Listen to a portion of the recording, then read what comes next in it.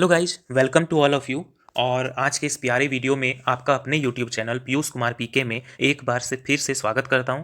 आज के इस वीडियो में मैं आपको विनोबा भावे यूनिवर्सिटी के 2021-24 सेशन के बच्चों जिनका ऑनर्स पेपर ज्योग्राफी था, उनके सेमेस्टर 2 के कोर 4 पेपर में आए सभी प्रश्नों को एक एक करके जो है मैं बताऊंगा कि क्वेश्चन क्या क्या आया था। तो ये सेमेस्टर उन सभी बच्चों के लिए जिनका सेमेस्टर 2 जो है वो ज्योग्राफी ऑनर्स है और उनके कोर 4 पेपर का जो है एग्जाम होने वाला है, तो उनके लिए ये बहुत ही ज़्यादा इंपॉर्टेंट वीडियो है। इसलिए क्योंकि अधिकतर क्वेश्चन जो है वो रिपीट करता है और रिपीटेड क्वेश्चन जो है वो बार बार पूछता है, बार बार रिपीट होता है एक ही क्वेश्चन, तो इसलिए ये क्वेश्चन जो है बहुत ही ज़्यादा आपके लिए मतलब इंपॉर्टेंट है।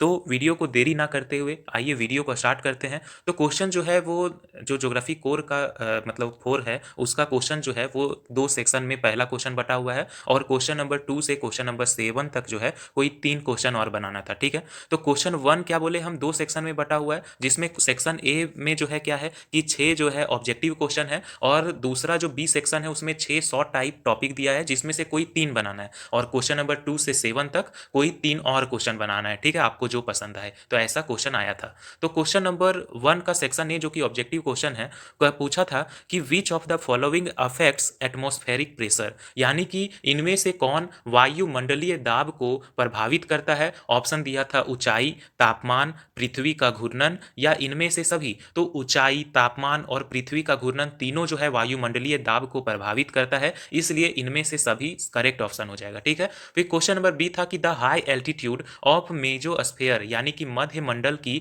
अधिकतम ऊंचाई क्या है। तो ऑप्शन दिया था 100 किलोमीटर, 80 किलोमीटर, 50 किलोमीटर और 40 किलोमीटर। तो इसका राइट आंसर हो जाएगा 80 किलोमीटर। देखो पूछा क्या है, अधिकतम ऊंचाई। ऐसे क्या होता है, मध्य मंडल का जो ऊंचाई है वो 50 टू 80 किलोमीटर होता है, तो 80 किलोमीटर क्या हो गया, इसका अधिकतम ऊंचाई हो जाएगा, इसलिए ऑप्शन 2 करेक्ट हो जाएगा। फिर क्वेश्चन नंबर सी था कि air pressure can be measured by, तो वायु दाब को मापा जा सकता है, तो किस में मापते हैं। तो इसका आंसर बहुत ही ज्यादा इजी है क्योंकि ये हम लोग बचपन से पढ़ते आ रहे हैं। तो वायु दाब यानी कि एयर प्रेशर को किस में मापा जाता है, तो बैरोमीटर के द्वारा मापा जाता है। ठीक है, तो ऑप्शन 3 करेक्ट हो जाएगा। फिर क्वेश्चन नंबर डी था कि cold local wind blowing in Spain and France is known as, यानी कि स्पेन व फ्रांस में बहने वाली ठंडी स्थानीय पवन का नाम है। तो जो स्पेन और फ्रांस में बहने वाली ठंडी स्थानीय पवन है उसको हम लोग मिस्ट्रल के नाम से जानते हैं। क्या नाम से जानते हैं, मिस्ट्रल। उसके बाद क्वेश्चन नंबर ई था कि एवरेज ओशियन सैलिनिटी इज, तो समुद्र की औसत लवणता क्या होती है, इसको मतलब पूछ रहा था और ये परसेंटेज में दिया हुआ है, तो इसका राइट आंसर हो जाएगा 35%। ठीक है,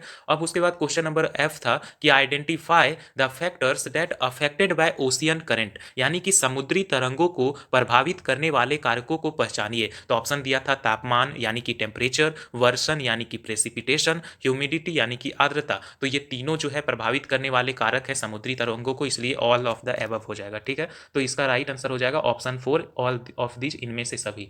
फिर क्वेश्चन नंबर बी जो है सेक्शन बी, जिसमें 6 क्वेश्चन दिया हुआ था, मतलब 6 टॉपिक दिया है जिसमें हम लोग को शॉर्ट आंसर टाइप था। तो क्या क्या टॉपिक था, एक सीजनल विंड यानी कि मानसूनी पवने। फिर क्वेश्चन नंबर बी था लू के बारे में लिखना था। तो क्वेश्चन नंबर सी था माउंटेनियस रेन, यानी कि पर्वतीय वर्षा के बारे में। और क्वेश्चन नंबर डी था कि प्लैंकटन के बारे में लिखना था। फिर क्वेश्चन नंबर ई था कि फ्रिंगिंग रीफ के बारे में, यानी कि तटीय परवाल के बारे में लिखना था। फिर क्वेश्चन नंबर एफ था कि जेट स्ट्रीम के बारे में टॉपिक था। ठीक है, तो ये सेक्शन 1 मतलब क्वेश्चन नंबर 1 का सेक्शन ए और बी का क्वेश्चन बता दिए। और क्वेश्चन नंबर 2 क्या आया था कि define insolation, discuss factors with influences the distribution of insulation, यानी कि सूर्य ताप को परिभाषित करे, सूर्य ताप को परिभाषित करे और सूर्य ताप के वितरण को परिभाषित करने वाले कारकों का विवरण दीजिए। फिर क्वेश्चन नंबर 3 था कि classify air masses and give a brief account of them, यानी कि वायु राशि का वर्गीकरण करे और उनका विवरण दीजिए। फिर क्वेश्चन नंबर 4 था कि प्रेजेंट अ क्लासिफिकेशन स्कीम